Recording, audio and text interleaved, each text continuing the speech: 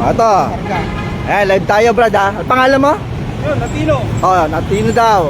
Yeah, so inuhuli niya ako kasi ano ang violation ko, brad? Not for hire. Not for hire daw, boss. Oh, not for hire. O, may karga ka. Kailangan daw. So ang sinasabi niya kasi may karga ako. So aanihin ko etong bed na to kung hindi ko pala pwedeng kargahan.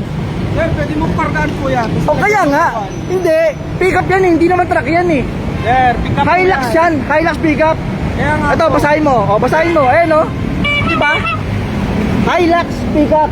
So ibig sabihin, lahat ng ano, lahat ng ganito, kailangan lagyan ng not for hire. Yes po. Hindi. At hindi mo kung ganun. Ayan ha.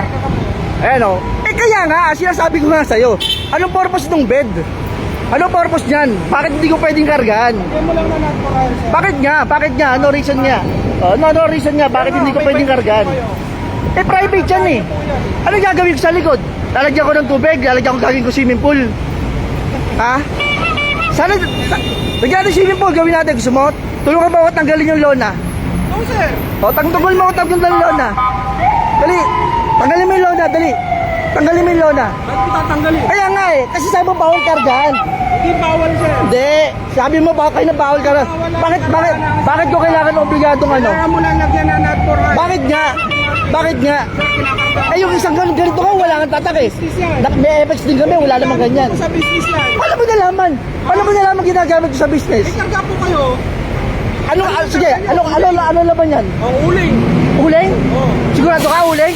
Sigurado ka uling ha? O sige, buksan mo. O, buksan mo. O, ano? Junk shop pa yan. Nasaan ang uling? Sabi mo uling. Ngayon junk shop. O. Ano? Junk shop yan. Kaya nga. Junk shop. Kaya nga, paano nga naging uling yan? Sige. Paano naging uling? Tapos ngayon sabi mo junk shop. Nanguhuli ka lang eh. Hindi ako ulod. Hindi ko sinabing ulul ka. Iba yung sinabi kong ulul ka, tsaka sa nanguulul ka.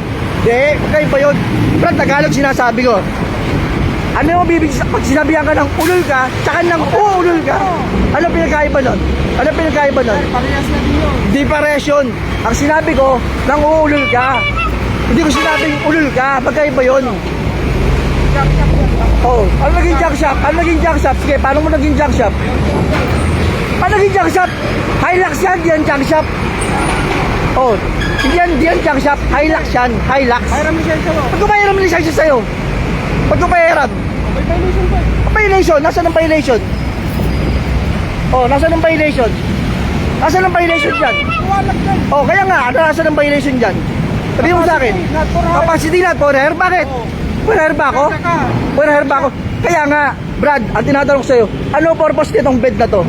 Kaya nga po, kinakargaan. O, lagyan mo ng... Eh kaya yan nga yung purpose yan, para kargaan eh. Kasi sana naligyan ko na lang na upuan yan. Ano naging junk shop yan? May karga ka o. Ano naging junk shop? Ano ang pakialam mo kung kakargahan ko yan? Eh, una-una akin yan. Pangalawa, hindi ko autorisado. Tanungin ko ano laman yan. Private po yan. O kaya nga. Lagyan mo na not for hire. O di, parahin din natin yung mga ano. Boss, ano pangalan? Ano pangalan ng mga sakay mo? Ganon? Ganon? Ha? Prado, tignan mo ako ilan na. O. Parang sikat ka naman. Sige po. Oo, o sige. Ano nga violation mo? Not for hire po. Not for hire. Yan o. O bakit nga? Sige nga. Ano nga, bakit nga hindi ko kaya pwedeng kargahan yan? Eh, sana bumili na lang ako ng motor. Diba? Sana bumili na lang ako ng motor. Sana nga, bumili na lang ako ng motor kung hindi ko rin pala pwedeng gamitin yan. Sir, pwede pong gamitin yan. Oo. O, lagyan mo na ng decals. Bakit? Not for hire. 2 buwan na sa akin yan. Junk shop yan, sir eh. 2 buwan na sa akin to. Sasakyan. Ikaw lang ang nagbubukod tangi, pumara sa akin ng ganyan. Nagbubukod tangi ka. Oo, nagbubukod tangi ka. Buong Caloocan, mga ano rito, Maynila, hindi ako sinisita. HPG, hindi ako sinisita. Nagbubukod tangi ka, Brad. Oh, anong wala problema? Okay lang naman matikita mo, pero practice kahit pa paano magmumukha ka sa Facebook. Oh, ayan na, pinayagan mo ako mag-live, sabi mo kayo na, sige po, i-live kita. Oh. Para alam din ng tao kung iiwas pala yung mga nakatama raw dito na may laman. Lahat ng nakatama raw dito. Lahat na nakatama raw dito na drop side. Huwag kayong dadaan to kasi huhuling kayo ni... Ano pangalan mo? Natino. Ano yung AF? Ano yung AF? Ano kaya AF? Ano kaya AF? Sa labas mo, labas mo. Huwag mo kong gano'n eh, Brad. gagawin natin ngayon dito? Ano gagawin natin ngayon dito? Kita ko kayo. Hindi kita bibigay ng lisensya ko sa'yo. Wala problema. Baka mo. Ano dito? Ikita mo kung gusto mo. Bilisan mo lang.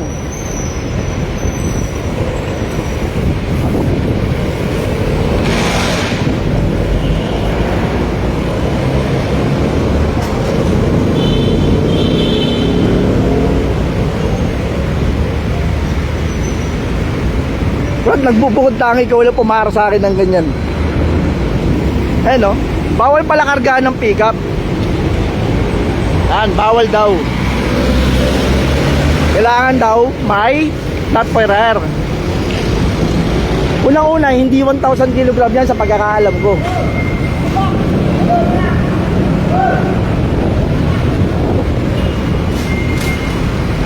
Ayan, yung mukha niya, oh. Ayan, yung mukha niya. Poging-pogi.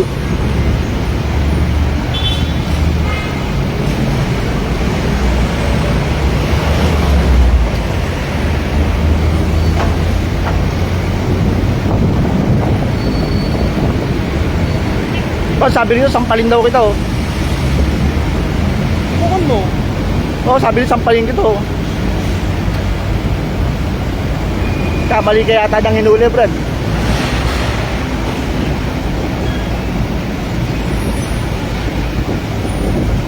Paparahin mo ko kasi walang decals ng not for hire. Hanep. Baka naka-pick up, huwag kayong dadaan dito sa C3, Fifth Avenue. Puhulihin kayo nito kasi mga pick up nyo, walang decals na not for hire. Oh, tapos ka na. Ito na akong manes, Brad.